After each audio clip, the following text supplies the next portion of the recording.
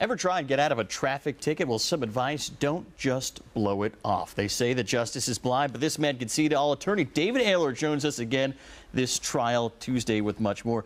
And counselor, your advice here, it can lead to a whole bunch more trouble. You might just get a speeding violation or a parking ticket, but it can lead to jail time. Yeah, it absolutely can, and a lot of times the way that happens more often than not is people just really don't pay attention to it. Essentially, they sort of forget, maybe shove it down in their purse or their wallet or, their glove box or something like that, and then, life passes and things get busy, and the next thing they know, they have a warrant out for their arrest. Is it parking tickets? Can you get jail time for parking tickets? What you're going to get for parking tickets is jail time for your car. You're going to see that boot on it. Boot, right. And that boot can get really expensive as well because, if you look on the tickets, actually the increments just keep raising, and it doesn't matter if you get one ticket, you may get multiple tickets, and then finally you'll see those cars in different areas of town, and also sometimes depending on where it may be, what municipality you get towed as well. So that's just going to get extremely expensive for you. Let's talk about those moving violations, because that can really lead you to spend a night in jail. Right. What ends up happening often is people will get, let's just say, a speeding ticket.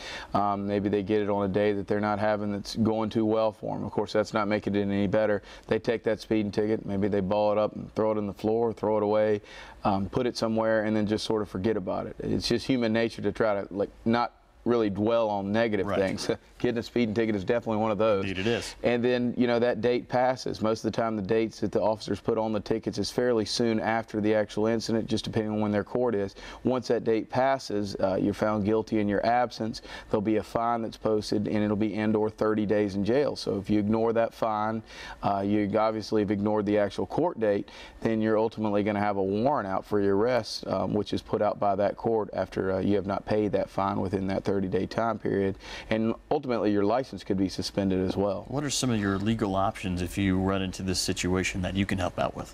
Well, I think one thing that's important is if you're from somewhere that's out of town. A lot of times in Charleston, I know I get a lot of calls in my office from people that are traveling through. If you don't think that you're going to be able to come back or just don't want to come back, it's important to try to contact an attorney to handle it here locally for you, because you don't want to just ignore it, because you really could just sort of build up, and maybe even affect your license in your other state, or particularly if you're from another part of this state. It's also one of those things where you got to look at where you stand maybe with your points as far as your driver's license.